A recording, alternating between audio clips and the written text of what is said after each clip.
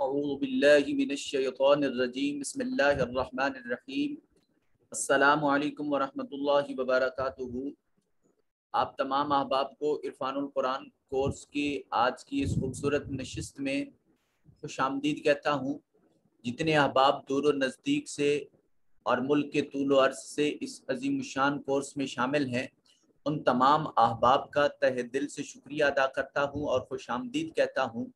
آج کا ہمارا سبق سورۃ الفاتحہ ہے اور ابتداً آج ہم انشاءاللہ عز و جل قرآن مجید فرقان حمید کی باقاعدہ آغاز اور تمہید کرنے جا رہے ہیں۔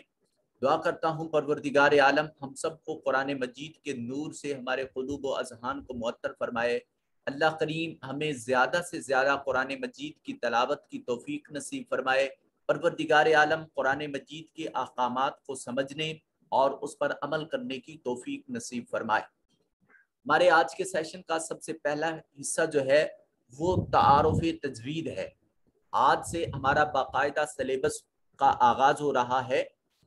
آپ اپنی سکرین پر ملاحظہ کر سکتے ہیں، ہم جو کچھ پڑھیں گے انشاءاللہ عز و جل بشرط زندگی ہم اس کو قرآنی آیات منتخب جو اس دن پڑھنا ہوں گی وہ گرامر اور وہ تجوید کے تمام تر قوانین وہاں اپلائی کر کے اس کو اپنی اصلاح کا ذریعہ بنانے کی کوشش کریں گے۔ آئیے چلتے ہیں سبق کی جانب۔ آج کا ہمارا سبق کا پہلا حصہ جو ہے وہ ہے تعارف تجوید۔ سب سے پہلا سوال یہ ہے، تجوید کسے کہتے ہیں؟ لغوی تعریف کیا ہوتی ہے؟ لغت کے اعتبار سے اہل لغت نے اس لفظ کا معنی اور مفہوم کس طرح بتایا ہو اس کو لغوی تعریف اور لغوی تشریح کا نام دیا جاتا ہے۔ یہ لفظ تجوید یہ جودہ یجودو سے باب تفعیل کا مصدر ہے۔ اس کے معنی ہے خوبصورت کرنا، بنانا، سنوارنا، عمدہ کرنا، نکھارنا۔ عربی میں ایک مقولہ استعمال کیا جاتا ہے، کما جود الشیء ای حسنہ، کسی شے کا عمدہ کرنا یا سنوارنا۔ تو علم تجوید کیا ہے؟ علم تجوید یہ وہ علم ہے جس میں حروف قرآن کو صحت و خوبصورتی کے ساتھ پڑھنے کے قواعد بیان کیے جائیں، ہر حرف کو صحیح جگہ سے اس کی ادائیگی اور آواز میں خوبصورتی پیدا کرنے کا جو علم ہے اس علم کو علم تجوید کہتے ہیں۔ ہر حرف کو اس کے مخرج اور تمام صفات لازمہ اور عارضہ کے ساتھ ادا کرنا یہ خوبصورتی ہوتی ہے۔ تجوید کا موضوع کیا ہے؟ تجوید کا موضوع حروف تہجی ہیں۔ تجوید کے بارے میں قرآن مجید میں کیا حکم ہے؟ تجوید کے بارے میں قرآنی حکم ہے وَرَتِّلِ الْقُرْآنَ تَرْتِیلًا، اور قرآن کو خوب ٹھہر ٹھہر کر پڑھو۔ تجوید کا فائدہ کیا ہے؟ تجوید کا سب سے بڑا فائدہ یہ ہے کہ قرآن مجید تجوید کے ساتھ پڑھنے والے سے اللہ تعالیٰ کی خوش ہوتے ہیں، اللہ کی خوشنودی اور اس کی رضا حاصل ہوتی ہے۔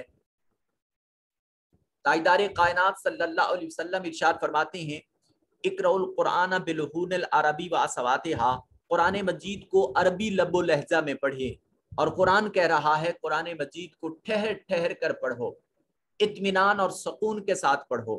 تو یہ اطمینان اور سکون کے ساتھ پڑھنا، عربی لب و لہجہ میں پڑھنا، یہ سبھی اس بات کی طرف دلیل ہیں کہ قرآن مجید فرقان حمید کو انتہائی خوبصورت آواز میں تلاوت کیا جائے۔ جس طرح یہ خوبصورت عظیم ہستی کا خوبصورت کلام ہے، اسی طرح اس کلام کا حق یہ ہے کہ اس کو خوبصورتی کے ساتھ پڑھا جائے۔ تجوید کی غرض و غایت، اس کی مقصدیت کیا ہے؟ یہ ہم کیوں پڑھ رہے ہیں؟ اس کا پرپس کیا ہے؟ علم تجوید کی غرض و غایت یہ ہے کہ قرآن مجید کو صحیح طور پر پڑھا جا سکے۔ تجوید کا مرکز اور محور کیا ہے؟ علم تجوید 3 قوانین کے گرد گھومتا ہے۔ ہمارا تجوید کا جو حصہ ہے، ہم جہاں بھی قرآن مجید کے کسی لفظ کو پڑھنے کے اعتبار سے دیکھیں گے تو وہاں ان 3 حروف کو، ان 3 علامتوں کو لازماً دیکھنے کی کوشش کریں گے۔ علم تجوید کا مرکز اور محور نون ساکن ہے۔ نون ساکن کیا ہے؟ ایسا نون جس کے اوپر جزم موجود ہو۔ نون تنوین، نون تنوین کیا ہے؟ ऐसा हर्फ जिसके ऊपर कभी दो जबर, कभी दो जेर और कभी दो पेश आ जाएं। जब हम दो जबर, दो जेर या दो पेश को तिलावत करते हैं तो आखिर पर एक नून की आवाज मुंह से निकलती है, उस आवाज को नूने तनवीन कहते हैं। तीसरा कानून मीम साकिन है। मीम साकिन से मुराद ऐसी मीम जिसके ऊपर जज्म मौजूद हो, उसको मीम साकिन कहते हैं। तजवीद का हिस्सा यहाँ इख्तिताम पजीर हुआ। आज का हमारा दूसरा सेगमेंट वो है हिस्सा कवायद। ग्रामर के एतबार से सबसे पहली डेफिनेशन हम देखेंगे एराब। हरकत के बदलने को एराब कहते हैं।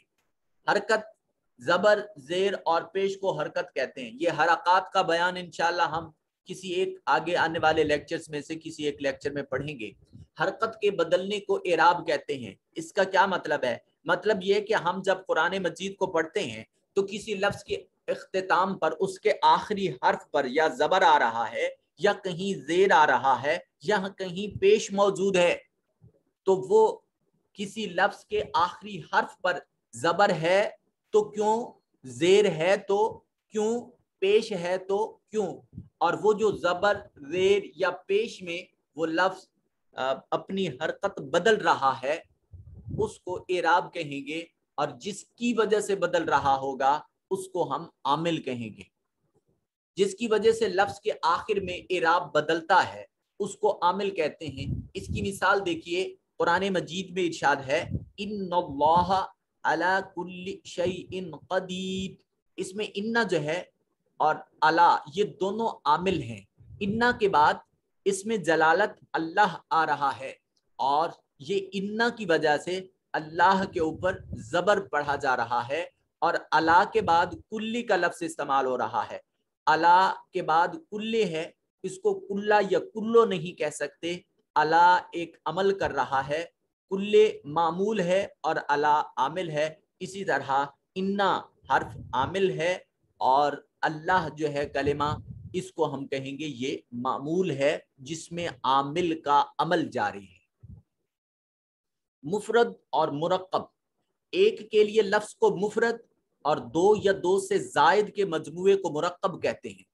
जैसे कलमुन ये मुफरद है, जबकि मताउन कलील थोड़ा फायदा ये मुरक्कब है।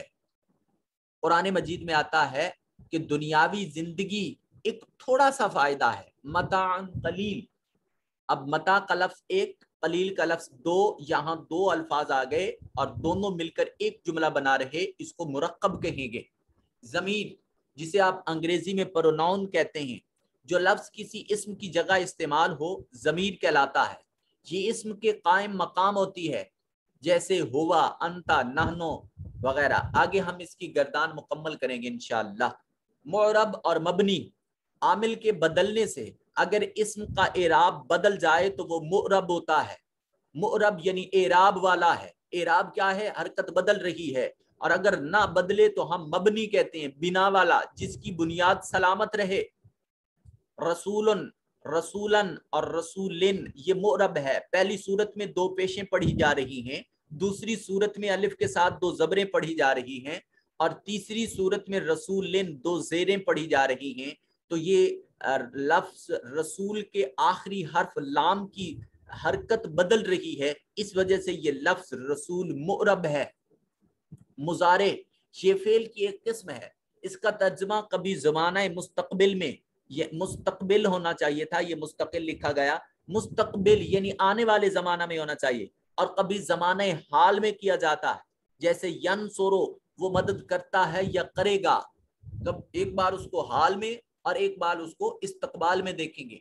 सीगा और गर्दान, अरबी में गर्दान को तसरीफ कहते हैं। अरबी में गर्दान को तसरीफ कहते हैं, और सीगा से मुराद फॉर्म है। जैसे आप अंग्रेजी में फॉर्म पढ़ते हैं, ये फर्स्ट फॉर्म है, ये सेकंड फॉर्म है, ये थर्ड फॉर्म है। एक गर्दान में कम से कम 6 और ज्यादा से ज्यादा 14 सीगे हो सकते हैं। सलासी मुजर्रद और सलासी मजीद भी। अरब के कलाम को परखने के लिए एक फार्मूला बना हुआ है जिसे फा, आइन और लाम कहते हैं। अब फा, आइन और लाम इसमें 3 हर्फ हैं, और अगर ये 3 हर्फ इसी के मुकाबले में असली हुरूफ کسی لفظ کے انہی تین کے مقابلے میں آ رہے ہوں تو اس کو ثلاثی مجرد کہتے ہیں، اور جب ان تین حرف سے کوئی حرف تجاوز کر جائے تو اس وقت اس کو ثلاثی مزید بھی کہتے ہیں۔ مثال دیکھیے، دارابا، فاتحہ، اگر تین حروف کے علاوہ، اب دیکھیں دارابا میں دعاد، را اور با، یہ تین حرف آ گئے۔ فاتحہ میں دیکھیے فا، تا اور ہا، یہ تین حرف آ گئے، یہ تینوں فعلا کے مقابلہ میں ہیں۔ فعلا، تین حرف ادھر ہیں، تین تین ادھر ہیں، یہ ثلاثی مجرد ہے، اور اگر ان سے کوئی ایک حرف زیادہ آ جائے تو اس کو مزید فی کہتے ہیں، جیسے استغفارا، استنصارا۔ اب دیکھیے اس میں الف ایک، سین دو، تا تین، غین چار، فا پانچ اور را چھ۔ اسی طرح انصرافہ میں دیکھیں، اس میں حمزہ ایک، نون دو، صاد تین، را چار اور فا پانچ۔ اسماء مشتقہ، جس طرح فعل مصدر سے ماخوذ ہوتا ہے، ماخوذ کا مطلب ہوتا ہے بنایا جانا، نکالا جانا، اخذ کیا جانا، اسی طرح یہ اسماء بھی مصدر ہی سے مخصوص اوزان میں بنائے جاتے ہیں، جیسے ضاربن مارنے والا، منصورن جس کی مدد کی جائے، مسجدن سجدہ کرنے کی جگہ، میزانن ترازو، افضالو سب سے زیادہ فضیلت والا، صدیق سب سے زیادہ سچا بولنے والا۔ مرفوعات، منصوبات اور مجرورات، وہ اسماء جن کے آخر میں رفع ہو، رفع پیش کو کہتے ہیں، ان کو مرفوعات کہتے ہیں، اور جن کے آخر میں نصب، نصب کا مطلب ہوتا ہے زبر، جس کے آخر پر زبر ہو، نصب ہو، ان کو منصوبات کہتے ہیں، اور جن کے آخر پر زیر ہو، زیر کو جر کہتے ہیں، ایسے حروف کو مجرور کہتے ہیں۔ مادہ اور وزن، مادہ جسے روٹ، جڑ کہا جاتا ہے، وہ مواد جس سے فعل وجود میں آتا ہے، اور وزن وہ ڈائی ہے، وہ ڈھال ہے جس میں مادہ رکھ کر ڈھالا جاتا ہے۔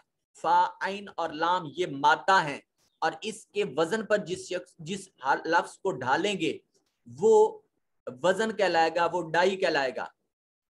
مثلا فا، عین، لام، اب دیکھیں اس کے اوپر زبریں پڑی جاتی ہیں تینوں کے، فا، آ، لا، فا کے اوپر زبر، عین کے اوپر زبر، لام کے اوپر زبر۔ اب یہ مادہ ہے، اس وزن پر ہم جب زیر، زبر یا پیش کو بدل کر پڑھیں گے تو وہ ڈائی کہلائے گا۔ اور صیغہ کسی بھی فعل کی وہ مستعمل شکل ہے جو مواد کو وزن میں رکھنے کے بعد بنتی ہے۔ تثنیہ کی ایک اصطلاح استعمال کرتے ہیں، دو کو عربی میں ایک کو واحد، دو کو تثنیہ، اور پھر دو سے جب تجاوز کر جائے تو اس کو ہم جمع کہتے ہیں۔ آگے انشاءاللہ ہمارا ایک سبق آ جائے گا، جمع کی ڈیٹیل سے ہم گفتگو کریں گے۔ آج کا ہمارا جو تربیت کا حصہ ہے وہ ہے حصۃ الدعا، کھانا کھانے کی دعا۔ آپ میرے ساتھ پڑھیں گے، بسم اللہ الرحمن الرحیم۔ آپ جب کھانا دعا اگر درمیان میں یاد آ جائے تو اس وقت آپ یہ پڑھیں گے، بسم اللہ توکلت علی اللہ، اور دعا اگر آخر میں یاد آ جائے تو پھر آپ نے پڑھنا ہے، بسم اللہ اولہ و آخرہ، بسم اللہ الرحمن الرحیم، بسم اللہ توکلت علی اللہ، بسم اللہ اولہ و آخرہ۔ یہ آج کی دعائیں ہیں، آپ ان کو یاد کیجئے گا اور اپنے بچوں کو بھی یاد کروائیں گے۔ چلتے ہیں لفظی اور با محاورہ ترجمہ کی طرف اور تلاوت کی طرف۔ آج کا ہمارا سبق سورۃ الفاتحہ۔ بسم اللہ الرحمن الرحیم، الحمد للہ رب العالمین۔ الحمد، اس میں ہا حروف حلقے میں سے ہے، اس کو حلق سے ادا کریں گے۔ للہ، للہ میں دیکھیے کلمہ اللہ سے پہلے، اس میں جلالت سے پہلے جب کبھی زیر آ رہا ہو تو پھر اس میں جلالت کے لام کو موٹا نہیں کرتے، اس کو پڑھیں گے للہ رب العالمین۔ ایک کھڑا زبر اس کو ایک الف کے برابر لمبا کر کے پڑھتے ہیں، رب العالمین۔ اور جب یہ جزم والا ہو اور اس سے پہلے زیر آ جائے تو اس کو بھی لمبا کر کے پڑھتے ہیں، یہ آگے تجوید کے سبق میں آ جائے گا، یہ حرف مدہ بن جاتا ہے۔ یہ دیکھیے میں ابھی حروف کو عربی کی طرف اور عربی کی طرح نہیں پڑھ رہا، چونکہ ہم اردو سے زیادہ واقفیت رکھتے ہیں، تو ابھی 2-3 لیکچرز میں ساری وہ کنڈیشنز جو ہم عام بول چال میں استعمال کرتے ہیں وہ پڑھا کروں گا، اور اس کے بعد ہم انشاءاللہ پیور اصطلاحات استعمال کیا کریں گے، تب تک آپ ان اصطلاحات سے مانوس ہو جائیں گے۔ الحمد للہ رب العالمین۔ آگے دیکھیے الرحمن الرحیم، رحمان ہا کو حلق سے ادا کریں گے اور میم کے اوپر کھڑا زبر ہے، اس کو ایک الف کے قیم مقام لمبا کریں گے۔ رحیم، اس میں یا سے پہلے زیر آ رہا ہے تو اس کو بھی ہم حروف مدہ ہے تو لمبا کریں گے۔ رحیم رحیم، مالکی یوم الدین، اس کو ملک نہیں پڑھیں گے، مالکی، ما کو لمبا کریں گے، اور جب میم کے اوپر کھڑا زبر آ جائے تو آواز کو کبھی ناک میں نہیں لے کے جاتے، آواز کلیئر منہ کے حصے سے خارج کرتے ہیں۔ مالکی یوم الدین، ما میم کے اوپر کھڑا زبر ہے، اس کو ایک الف کے قیم مقام لمبا کریں گے۔ یوم، یہ لین بن رہا ہے، آگے اس اصطلاح کو دیکھیں گے۔ دین میں یا ساکن، یا کے اوپر جزم ہے اور اس سے پہلے زیر ہے، اس وجہ سے اس کو لمبا کریں گے۔ اور یہ یاد رکھیے کہ آیت میں ہمیشہ جہاں گول دائرہ ہے وہاں حرف کو تلاوت کیا جائے گا، مگر اس حرف کی حرکت کو تب پڑھا جائے گا جب اس حرف کو آیت کے بعد والے حرف کے ساتھ ملائیں گے، اگر نہیں ملا رہے تو پھر حرف پڑھا جائے گا اور اس کی زبر زیر کو تلاوت نہیں کیا جائے گا۔ اب دیکھیے ملانے کی صورت کیسے پڑھیں گے۔ الحمد للہ رب العالمین الرحمن الرحیم، اور وقف کی صورت میں کیسے پڑھیں گے۔ الحمد للہ رب العالمین، یہاں وقف کریں گے، آیت اختتام پذیر ہو رہی۔ الرحمن الرحیم، یہاں پھر وقف کریں گے، آیت ختم ہو رہی۔ مالکی یوم الدین، یہاں آیت ختم ہو رہی، وقف کریں گے۔ آگے دیکھیے ایاک نعبد و ایاک نستعین، اب یہ دیکھیے یہ لفظ اکثر اوقات ہم غلط تلاوت کرتے ہیں، یہ ایا کا پڑھ دیتے ہیں، ایا کا نہیں ہے، یہ یا کے بعد الف ہے، یہاں غور سے دیکھیے، یہاں زبر ہے، زبر کے بعد الف ہے، اور جہاں الف سے پہلے زبر آ جائے یا زبر کے بعد الف آ جائے تو اس حرف کو لمبا کرتے ہیں، یہ مدہ بن جاتا ہے۔ ایاک نعبد، عین کو حلق سے ادا کرنے کی کوشش کریں گی، نعبد و ایاک نستعین، اہدنا الصراط المستقیم صراط الذین انعمت، یہ دیکھیے یہاں عین کو حلق سے ادا کریں گے اور حمزہ کو ویسے ادا کریں گے۔ انعمت، یہ حمزہ جسے آپ الف بولتے ہیں، الف کے اوپر جب حرکت آ جائے تو اس کو حمزہ کہتے ہیں۔ انعمت علیہم غیر المغضوب علیہم ولا الضالین۔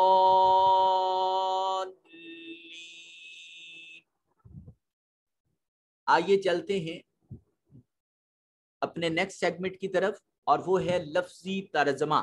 یہ یاد رکھیے کہ یہ جو لفظی ترجمہ میں آپ سے شیئر کر رہا ہوں یہ عرفان القرآن کورس میں سے نہیں ہے، مینس کے جو ڈاکٹر صاحب حضور شیخ الاسلام پروفیسر ڈاکٹر محمد طاہر القادری مدد اللہ علی کے قلم سے ترجمہ ہے، وہ آپ یہاں ہر آیت کے سامنے با محاورہ شکل میں دیکھ رہے ہیں، اور یہاں یہ جو حل لغات سورت فاتحہ پارہ نمبر 1 یہ لکھا ہوا ہے، یہ کسی اور تفسیر سے صرف آپ کے یاد کرنے کے لیے یہاں لکھ رہا ہوں، مگر یہاں جو میں لفظی ترجمہ یہاں کروں گا آپ اس پر زیادہ فوکس کریں گے. کہیں میرا بولا ہوا کلمہ آپ کو بھول جاتا ہے تو یاد رکھنے کے لیے آپ یہاں سے مدد لے سکتے ہیں. اب چل رہے ہیں ہم لفظی اور با محاورہ ترجمہ کی طرف. الحمد میں دیکھیے الف لام یہ استغراق کا معنی دے رہا ہے، سب کا یا سارے کا معنی دے رہا ہے. لفظ حمد عام بول چال میں استعمال کرتے ہیں تعریف کے معنی میں. الحمد سب تعریفیں، سبھی خوبیاں، سب تمام خوبیاں. للہ لام کا مطلب ہوتا ہے لیے، واسطے، یا کے لیے. اللہ اللہ. الحمدللہ سب تعریفیں اللہ کے لیے ہیں. رب رب کہتے ہیں تربیت کرنے والے کو، پالنے والے کو، پرورش کرنے والا. عالمین میں الف لام کو نکال دیں، یہ اسم معرفہ کے لیے ہے. یہ نون یہ علامت جمع ہے، پیچھے عین لام میم بن گیا. عالم عالم کا مطلب ہوتا ہے جہان، اور یہ نون علامت جمع ہے. عالم کی جمع عالمین، جہان کی جمع جہانوں. سب تعریفیں اس اللہ کے لیے ہیں جو تمام جہانوں کی پرورش فرمانے والا ہے. الرحمن الرحیم الف لام نکال دیں. رحمان جو بہت مہربان ہے، الرحیم نہایت اور بہت رحم فرمانے والا ہے، ہمیشہ رحم فرمانے والا. مالکی مالک مالک ہے. یوم دن آپ درخواست میں یہ لفظ استعمال کرتے ہیں جی 2 یوم کی رخصت عطا کی جائے. یوم دن مالک، مالکی یوم وہ دن کا مالک ہے. کس دن کا؟ دین، جزا، قیامت. وہ روز جزا کا مالک ہے. ایاکا اے اللہ، یہاں قاف ضمیر جو ہے یہ اللہ کی جانب لوٹائی جا رہی ہے. ایاکا اے اللہ خاص تیری. نعبدو عبدہ یعبدو عبد سے ہے عبادت کرنا، بندگی، اسی سے عبد آپ لفظ استعمال کرتے ہیں بندہ. نعبدو ہم عبادت کرتے ہیں. اور ایاکا ہم خاص تیری یا تجھ سے. نستعین استعانت کا لفظ استعمال کرتے ہیں، مدد، معاونت. اے اللہ ہم تیری ہی عبادت کرتے ہیں اور ہم تجھ ہی سے مدد چاہتے ہیں. اہدے ہدا یہدی ہدایت کا لفظ آپ استعمال کرتے ہیں، وہ اسی لفظ سے ہے ہدایت. اہدے اے اللہ دکھا تو، ہدایت دے تو. نا ہم سب کو. الصراط الف لام نکال دیں. صراط راستے کو کہتے ہیں. آگے مستقیم الف لام اس میں معرفہ کی علامت ہے، نکال دیجئے. مستقیم آپ میتھ میں ایک اصطلاح استعمال کرتے ہیں خط مستقیم، ایسا خط جو بالکل سیدھا ہو. اہدنا الصراط المستقیم اے اللہ ہمیں سیدھا راستہ دکھا، ہمیں سیدھے راستے کی ہدایت عطا فرما. صراطا بھئی وہ سیدھا راستہ کون سا ہے؟ صراط وہ راستہ. الذین اس موصول ہے، وہ ان لوگوں کا. انعمتا انم انعام یہ لفظ ہم نے سنا. انعمتا تو نے انعام کیا. علیہم ان پر. غیر نہ کہ المغضوب جن پر غضب ہوا. الف لام نکال دیں.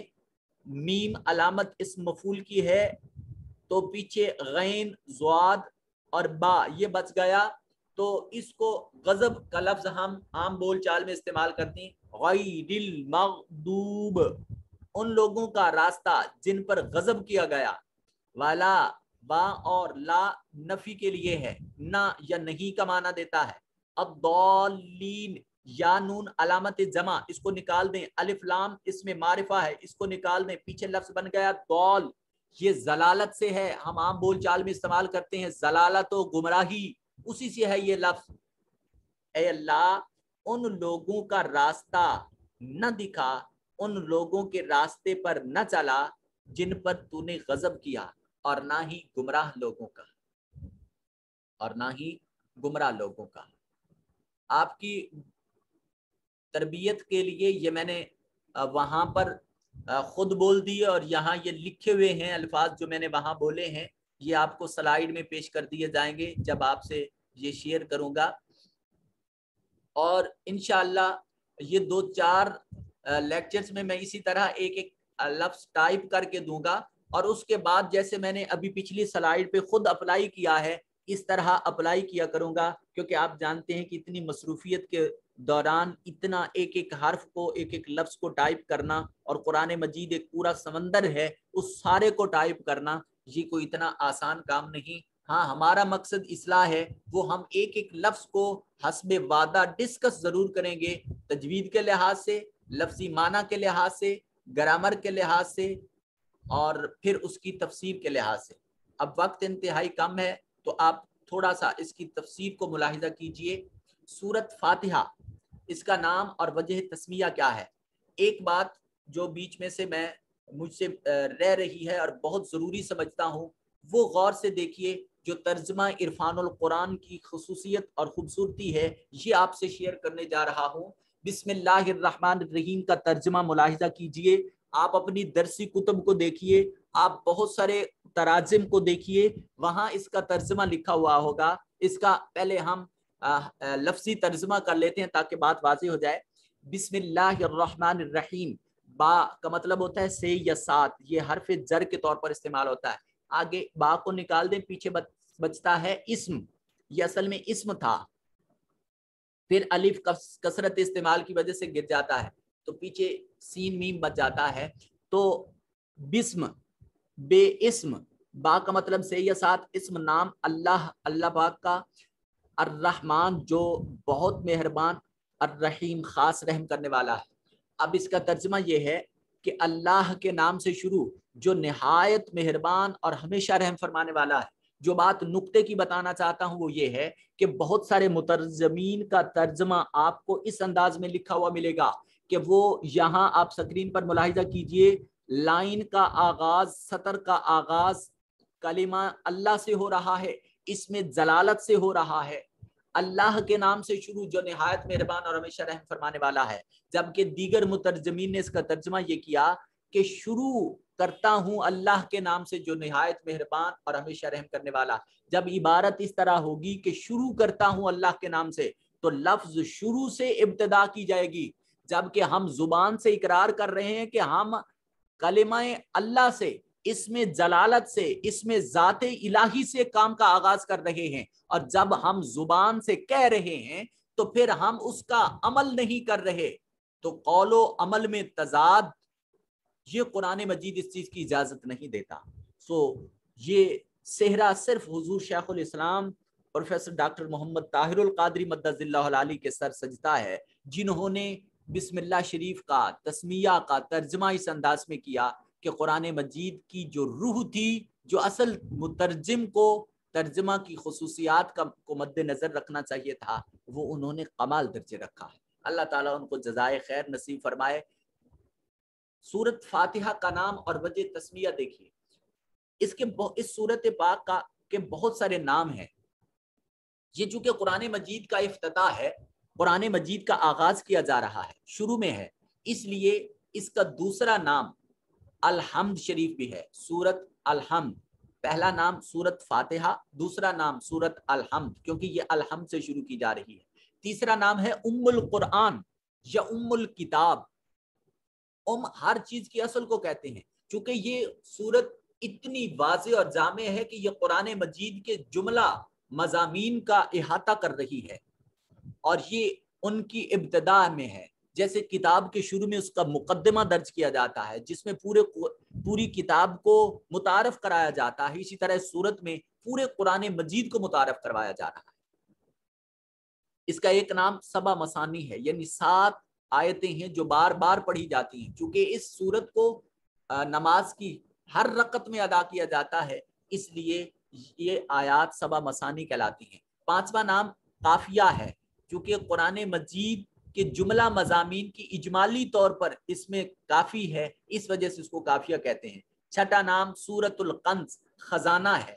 حضرت صلی اللہ علیہ وسلم نے ارشاد فرمایا، سورت فاتحہ مجھے عرش کے خزانوں میں سے ایک خزانہ عطا کیا گیا ہے، یہ سورت الشفا ہے۔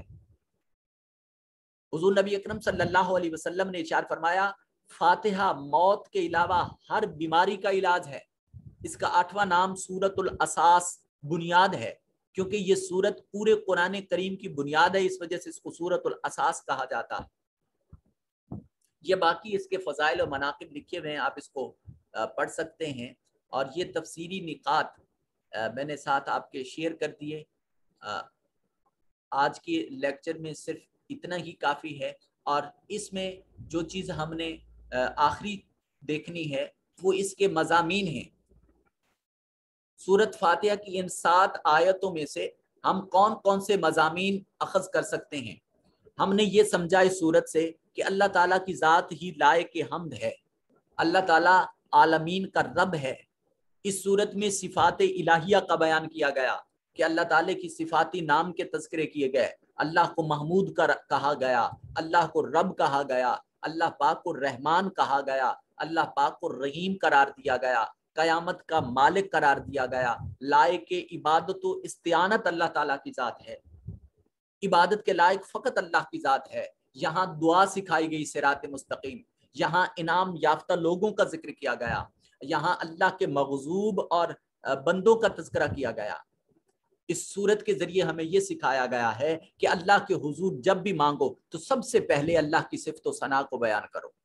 الحمدللہ رب العالمین میں یہی کہا گیا، الرحمن الرحیم میں یہی کہا گیا، مالک یوم الدین میں یہی کہا گیا۔